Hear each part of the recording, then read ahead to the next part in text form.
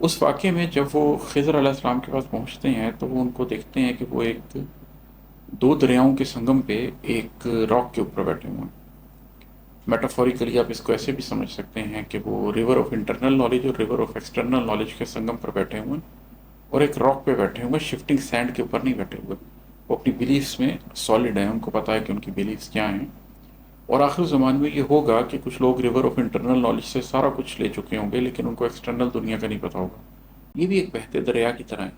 زمانہ قدیم سے زمانے کے بارے میں یہ تاثر پایا جاتا ہے کہ زمانہ وقت ایک بہتے دریا کی مانند ہے۔ تو مجھے پتا ہے کہ یہ زمانہ بھی ایک دریائے آگہی ہے، ایک آگہی کا دریا ہے جو گزر رہا ہے، جس میں سے کچھ لوگ ڈوب رہے ہیں اور کچھ لوگوں کو حقیقت پتہ چل رہی ہے کہ جس کے اس سمت قلب والے علوم شرقی لیے پڑے ہیں۔ اس دریا کے ایک طرف تہذیب مشرق ہے۔ بسم اللہ الرحمن الرحیم۔ آج میں آپ کو اپنی کتاب کیمیا گر کی ایک نظم سنانے لگا ہوں جس کا عنوان ہے کشتی۔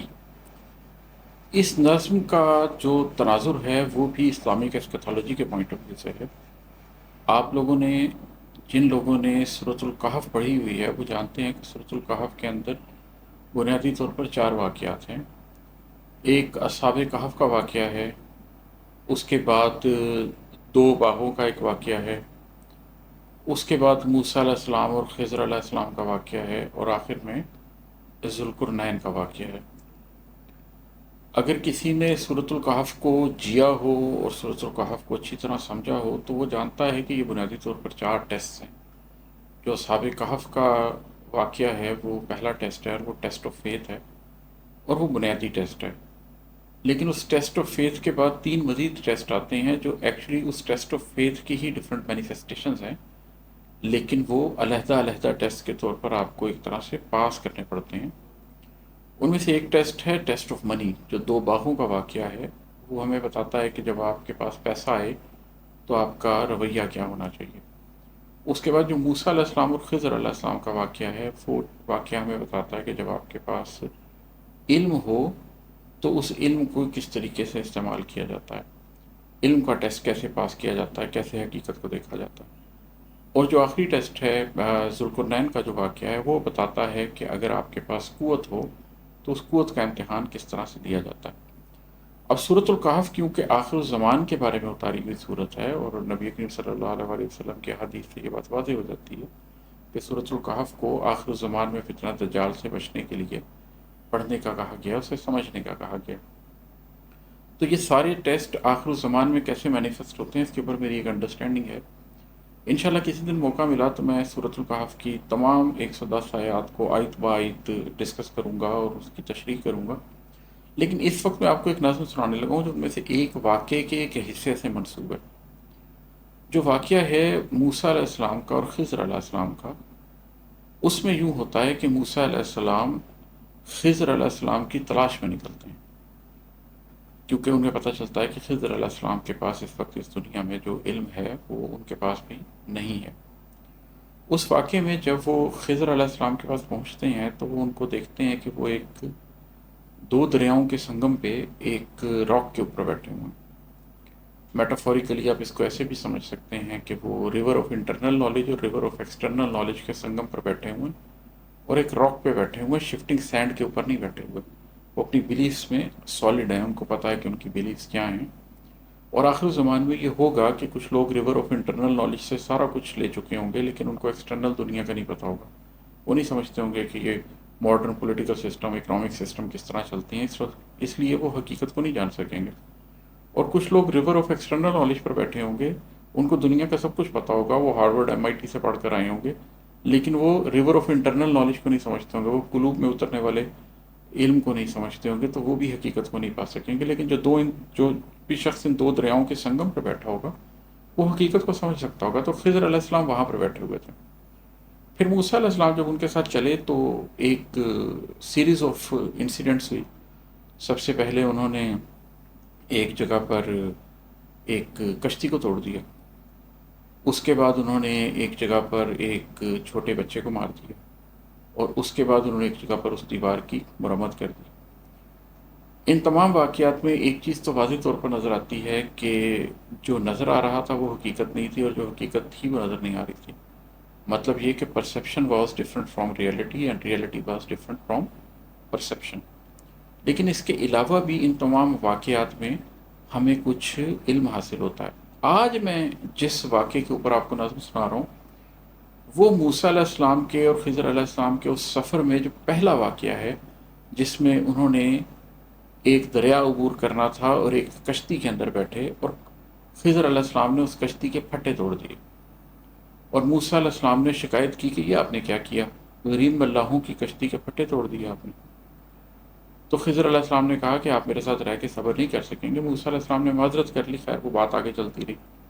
سٹوری کے اینڈ میں جا کر جب خضر علیہ السلام نے معاملات کی حقیقت کھولی تو انہوں نے کہا کہ اس دریا کی دوسری طرف ایک ظالم بادشاہ رہتا ہے اور وہ ان ملاحوں کی جو کشتیاں ہیں، جو اچھی کشتیاں ہیں، ان کو چھین لیتا ہے. تو میں نے اس کشتی کے پھٹے توڑ کر اس کو کسی حد تک نقصان پہنچا دیا، اس کو ایک ایسی کشتی بنا دیا جو بادشاہ کی پسند کی نہیں رہی اور اس کی وجہ سے یہ کشتی بچ جائے گی. تو بیسیکلی وہ انہوں نے نقصان نہیں پہنچایا تھا، انہوں نے ملاحوں کی کشتی کو بچایا تھا. اب یہ ملاحوں کی کشتی ان ملاحوں کے لیے کیا ہے؟ اگر ہم آخر الزمان کے تناظر میں دیکھیں تو ہمیں پھر یہی بات سمجھ آتی ہے کہ دریا کے اس کنارے سے دوسری طرف ہم اہل مشرق ہیں، تو اہل مغرب میں جو چیز اس وقت اقتدار پا رہی ہے، جس چیز کی طرف وہ جا رہے ہیں، وہ ایک دجال کا نظام ہے. تو دریا کے دوسری طرف جو بادشاہ آج کے زمانے میں پایا جاتا ہے وہ دجال ہے.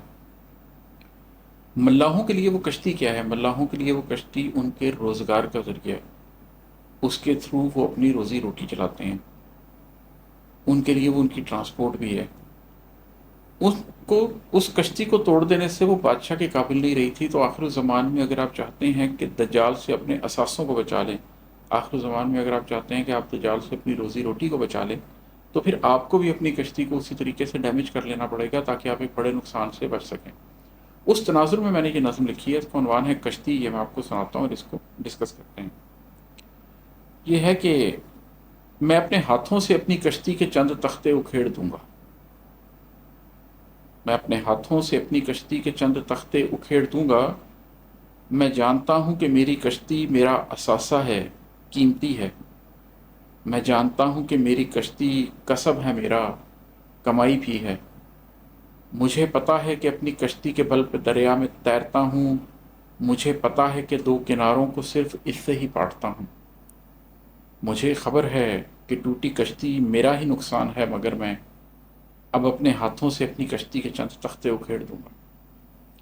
اس بند میں ایک ریئلائزیشن ہے کہ مجھے پتا ہے کہ میرے لیے یہ کشتی کی اہمیت کیا ہے، مجھے پتا ہے میرے اثاثوں کی اہمیت کیا ہے، میرے کسب کی، میرے روزگار کی اہمیت کیا ہے، لیکن میں اس کے باوجود ان کو نقصان پہنچانے کو تیار ہوں ایک بڑے مقصد کی خاطر.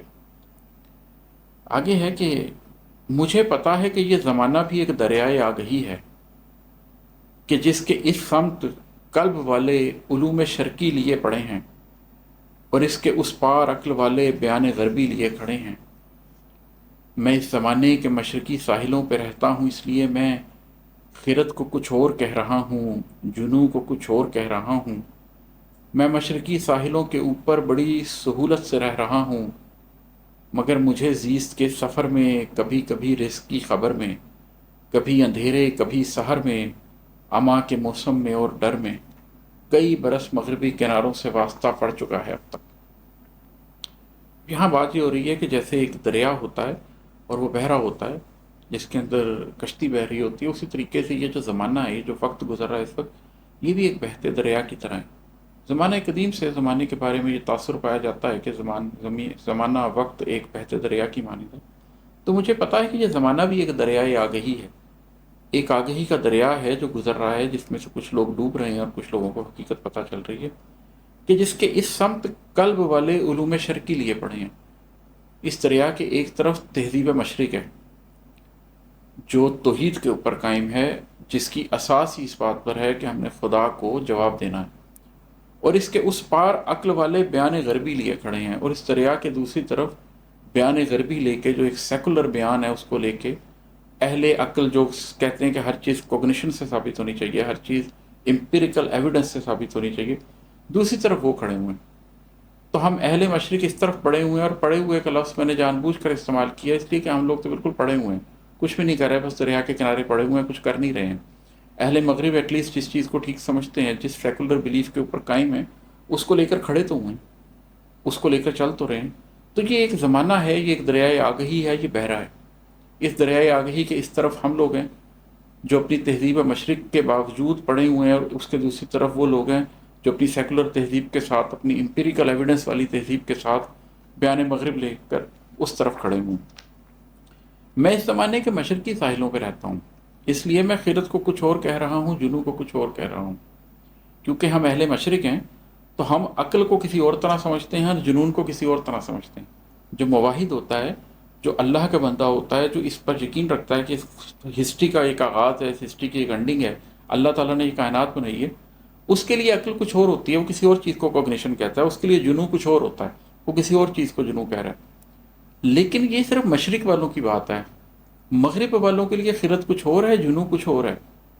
چنانچہ وہاں پر جب میں سفر کرتا ہوں، کیونکہ میں نے بھی دنیا گزاری ہے، میں نے بھی کاروبار کیے ہیں، میں نے بھی انٹریکٹ کیا اس قوم کے ساتھ، میں نے گوروں کے ساتھ کام کیا، میں نے چائنیز کے ساتھ کام کیے، تو مجھے پتہ ہے کہ کبھی میں رزق کی خبر میں اگر اس رستے پر گیا ہوں اور ان لوگوں سے ملا ہوں، کبھی اندھیرے میں، کبھی سحر میں ان سے بات کی ہے، کبھی اما کے موسموں میں، کبھی ڈر کے موسموں میں، کبھی جب روزی روٹی کی فکر تھی تب، کبھی جب میں بہت کمفرٹیبل تھا تب، بہت مرتبہ میں مغربی لوگوں سے مل چکا ہوں اور مجھے پتہ ہے کہ ان کی سوچ کیا ہے۔ اب اگلی بند میں بات ہوتی ہے کہ ان کی سوچ کیا ہے۔ مجھے پتا ہے کہ اہل مغرب خرد کو کچھ اور کہہ رہے ہیں، جنو کو کچھ اور کہہ رہے ہیں۔ مجھے پتا ہے کہ ان کناروں پہ بادشاہت ہے کس نہج کی۔ مجھے پتا ہے کہ ان کا حاکم دجل کو سچ کہہ کے بیچتا ہے، وہ صرف ظاہر کو دیکھتا ہے کہ اس کی قلبی نگاہ کج ہے۔ مجھے پتا ہے کہ میری کشتی وہاں گئی تو وہ چھین لیں گے۔ مجھے پتا ہے میرا اثاثہ یہ قصب دن ان کی دسترس میں پہنچ گیا تو نہیں بچے گا، مجھے اندھیرا ہی ڈھانپ لے گا۔ اب کیونکہ میں ان سے انٹریکٹ کرتا رہتا ہوں تو اس لیے اہل مشرق ہونے کے باوجود میں جانتا ہوں کہ اہل مغرب خیرت کس کو کہتے ہیں اور جنو کس کو کہتے ہیں، وہ عقل کس کو کہتے ہیں اور وہ بے وقوفی کس کو کہتے ہیں۔ اور مجھے یہ بھی پتہ ہے کہ اس کنارے پر بادشاہت کس نہج کی ہے، اس کنارے پر جو حکومت کر رہا ہے وہ کون کر رہا ہے۔ یہ ڈیموکریسی تو صرف ہمیں دکھانے کے لیے ایک بہانہ ہے، حقیقت میں تو وہاں پر دجال کا پورا نظام اپنی حکومت میں آ چکا ہے، اور ہوتا وہی ہے جو وہ نظام دجل چاہتا ہے۔ حقیقت میں تو دجال کی بادشاہت کی تیاری اس زمانے میں ہو رہی ہے، اور وہاں پر وہ دجل کو سچ کہہ کے بیچتے ہیں۔ اس کی وجہ کیا ہے کہ نبی کریم صلی اللہ علیہ وسلم کی حدیث ہمیں بتا چکی ہے کہ دجال ایک آنکھ سے دیکھتا ہوگا، اور یہ کوئی فزیکل ایک آنکھ کی بات نہیں ہو رہی، کیونکہ اگر آپ پوری حدیث کو پڑھیں تو وہ حدیث یہ ہے کہ دجال کی ایک آنکھ ہے اور یقیناً اللہ کی دو آنکھیں۔ تو اللہ کی دو آنکھیں فزیکل تو نہیں ہے نا، تو جب اس سے کمپیئر کیا جا رہا ہے تو پھر دجال کی ایک آنکھ بھی فزیکل نہیں ہے۔ مطلب یہ ہے کہ اللہ جب دیکھتا ہے تو وہ ظاہر و باطن دونوں کو دیکھتا ہے، لیکن دجال جب دیکھتا ہے تو وہ صرف ظاہر کو دیکھتا ہے، اس کی قلبی نگاہ ہی نہیں ہے، اس کے اندر باطن ہے ہی نہیں، اس کے اندر روح ہے ہی نہیں، وہ تو ایک جسد ہے، وہ تو ایک سول لیس باڈی ہے جو ایک مقصد کے لیے اس دنیا میں پیدا ہوئی ہوئی ہے، اور اس نے تو وہ کام کرنا ہے۔ تو اس کا کام یہ ہے کہ اس نے سچ کو جھوٹ اور جھوٹ کو سچ کر کے دکھانا ہے۔ وہ صرف ظاہر کو دیکھتا ہے، وہ صرف مادی ترقی کو دیکھتا ہے، وہ صرف امپیریکل ایویڈنس کو دیکھتا ہے، قلب کو، روح کو، روشنی کو وہ دیکھتا ہی نہیں ہے۔ چنانچہ میں جانتا ہوں کہ جب میں وہاں گیا تو وہ میری یہ کشتی چھین لیں گے۔ یہ پورا فیٹ کرنسی کا جو پورا سسٹم ہے، آپ اس کے اندر اپنا پیسہ رکھ کے دیکھ لیں، وہ سارے کا سارا پیسہ ڈوب جائے گا۔ 100 سال بعد آپ آئیں گے تو اس پیسے کی کیا ویلیو ہوگی؟ 100 سال پہلے اگر چند ہزار روپے کا ایک عالیشان گھر بن جاتا تھا تو اب وہ گھر چند کروڑ روپے میں بھی نہیں بنتا۔ اس فیٹ کرنسی سے کچھ نہیں ملے گا، وہ ڈیجیٹل کرنسی آپ کو کچھ نہیں دے گی۔ جس قسم کے ریسورسز میں آپ کو انویسٹ کروایا جائے گا ویسٹ میں، وہ ساری انویسٹمنٹ ایسی ہوگی جس کے اندر ایکسٹرنسک ویلیو ہوگی، انٹرنسک ویلیو نہیں ہوگی۔ اسلام کہتا ہے کہ ایک چیز کی ویلیو انٹرنسک ہونی چاہیے، اس لیے سونے اور چاندی کو سکہ بتایا گیا ہے کہ دنیا میں جو مرضی حالات آ جائے، سونے کا سکہ اس کی ویلیو رہے گی۔ لیکن 5,000 کے نوٹ کی ویلیو صرف اس وجہ سے ہے کہ گورنمنٹ نے کہا ہے کہ اس کی ویلیو، اگر گورنمنٹ آج سے کہہ دے کہ لیگل ٹینڈر نہیں ہے تو وہ کاغذ کا ٹکڑا ہے۔ ڈالر کی ویلیو اس لیے کیونکہ اس کے پیچھے امریکہ ہے، اس ڈالر کے اندر اس کی ویلیو نہیں ہے۔ تو ویسٹ کا پورا نظام اگر آپ اس کے اندر اپنے آپ کو جھونک دیں گے تو آپ کی پوری زندگی کے اندر کسی چیز کے اندر انٹرنسک ویلیو نہیں رہے گی، آپ کی ہر چیز ایکسٹرنسک ویلیو والی ہوگی۔ وہ جب چاہے گا نظام دجل اس کو اکھیڑ کے رکھ دے گا، جب چاہے گا اس کی ویلیو کو کم کر کے رکھ دے گا۔ آپ شہر سے باہر جا کر 1 ایکڑ زمین لے لیجیے، اس کی ویلیو اس کے اندر ہے۔ آپ ڈیفنس میں جا کے 5 مرلے کا گھر لے لیجیے، اس کی ویلیو تو جب تک ڈیفنس آباد ہے تب تک ہے، اس زمین کے اندر کوئی ویلیو نہیں۔ بہرحال مجھے پتا ہے کہ میری کشتی وہاں گئی تو وہ چھین لیں گے۔ مجھے پتا ہے میرا اثاثہ یہ کسب دنیا، یہ کسب دن ان کی دسترس میں پہنچ گیا تو نہیں بچے گا، مجھے اندھیرا ہی ڈھانپ لے گا۔ مجھے پتا ہے کہ میری دولت کو ان کا قانون بانٹ لے گا۔ مجھے پتا ہے کہ مغربی ساحلوں پہ رہنا بہت کٹھن ہے، کمال فن ہے، مگر میں اتنا تو جانتا ہوں کہ اس زمانے میں مغربی ساحلوں سے کٹ کر، فنون مغرب سے دور ہٹ کر کوئی جیے گا تو بس ادھوری طرح جیے گا، اسے زمانہ بہت ہی پیچھے دھکیل دے گا۔ سو ان مسائل کا ایک ہی حل ہے جو مستقل ہے۔ اب یہاں میں یہ بات کر رہا ہوں کہ مجھے پتا تو ہے کہ اگر میں ادھر گیا اور میں نے اپنی کشتی ان کے حوالے کر دی تو مجھے اندھیرا ڈھانپ لے گا، وہ کشتی چھین لیں گے میرے سے، میری کمائی میری دولت کو وہ چھین کے لے جائیں گے۔ لیکن مجھے ساتھ ہی یہ بھی پتا ہے کہ اس زمانے کے اندر یہ ممکن نہیں ہے کہ میں مغربی ساحلوں پر نہ جاؤں، جیسے ان ملاحوں کے لیے یہ ممکن نہیں تھا کہ وہ مشرقی ساحل پر ہی بیٹھے رہے، روزگار نہیں آتا رہے گا۔ انہوں نے مشرق سے مغرب کی طرف کسی نہ کسی طریقے سے کشتی تو چلانی تھی، لوگوں کو ادھر لے کے جانا تھا، ادھر سے لوگوں کو واپس لے کر آنا تھا، اس دریا میں اپنی روزی روٹی تو کمانی تھی، وہ مجھے بھی کمانی ہے۔ چنانچہ اس کی وجہ سے میں چائنیز کے ساتھ بھی کام کروں گا، اس کی وجہ سے میں امریکنس کے ساتھ بھی کام کروں گا، میں یورپینس کے ساتھ بھی کام کروں گا، میں پوری جو یاجوج ماجوج تہذیب ہے، پورا جو پوسٹ ماڈرنزم ہے، ان لوگوں کے ساتھ انٹریکشن پہ تو رہوں گا، اس کے بغیر میں زندگی نہیں گزار سکتا، میں رہبانیت اختیار نہیں کر سکتا۔ اور لیکن اگر میں ان کے بیچ میں جا کے رہوں گا تو یہ بھی بڑا کمال فن ہوگا، یہ مجھ سے ہونا نہیں ہے، میں اپنی کشتی گنوا بیٹھوں گا۔ تو میں ایسے میں کیا کروں؟ اس صورت میں کیا کروں؟ اگر میں وہاں نہیں جاتا، اگر میں ان سے رابطہ نہیں رکھتا تو میں دنیا میں اتنا پیچھے رہ جاؤں گا کہ ترقی نہیں کر سکوں گا، اور اگر میں ان کے ساتھ رابطہ رکھتا ہوں اور ان کے رنگ میں رنگ جاتا ہوں تو میں ختم ہو جاؤں گا۔ سو ان مسائل کا ایک ہی حل ہے جو مستقل ہے۔ مجھے خبر ہے کہ اپنی کشتی کو مشرقی ساحلوں پہ رکھ کر میں اہل مغرب سے کس طرح خود کو دور کر لوں تو جی سکوں گا۔ اسی لیے میں اگرچہ کشتی کو اسی دریا میں کھے کروں گا، پر اپنے ہاتھوں سے اپنی کشتی کے چند تختے اکھیڑ دوں گا۔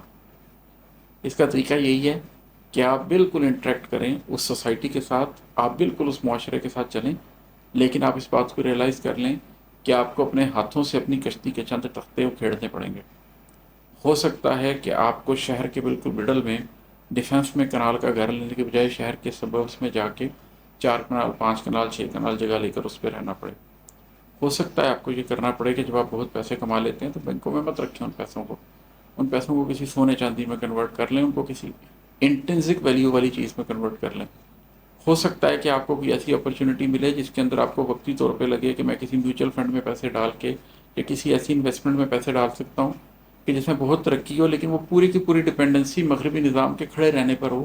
دا مومنٹ مغربی نظام فال کرے، آپ کا بھی سارا کچھ ڈوب جائے۔ تو ایسا کرنے سے بہتر ہے کہ اپنی کشتی ان کے حوالے مت کریں، اپنی کشتی کو بچائیں، اس کے تھوڑے سے پھٹے توڑ دیں، تھوڑے سے نقصان کے ساتھ جی لیں، لیکن اس بھرم کے ساتھ جئیں کیا مجھ سے یہ کشتی کو چھین نہیں سکتا، اب اس کی جو بھی ویلیو ہے وہ صرف میرے لیے ہے، وہ میرے ہی کام آئے گی۔ اپنے معاش کو، اپنی ذاتی زندگی کے تمام پیسے کو، اپنے خاندان کے پیسے کو اس طریقے سے راؤٹ کرنے کی کوشش کریں، اس طریقے سے سنبھالنے کی کوشش کریں کہ یہ نظام دجل اس کو چھین نہ سکے، اور آپ اس کے اوپر خود قابض رہ سکیں فتن کے دور کے اندر۔ امید ہے آپ کو یہ بات سمجھ آئی ہوگی۔ انشاءاللہ تعالیٰ سورۃ الکہف پہ کبھی تفصیلی بات کریں گے تو اس کے اوپر اس سے بھی زیادہ ڈیپتھ سے بات کریں گے۔ آج کے لیے یہ نظم اتنی ہی کشتی۔ بہت شکریہ، السلام علیکم۔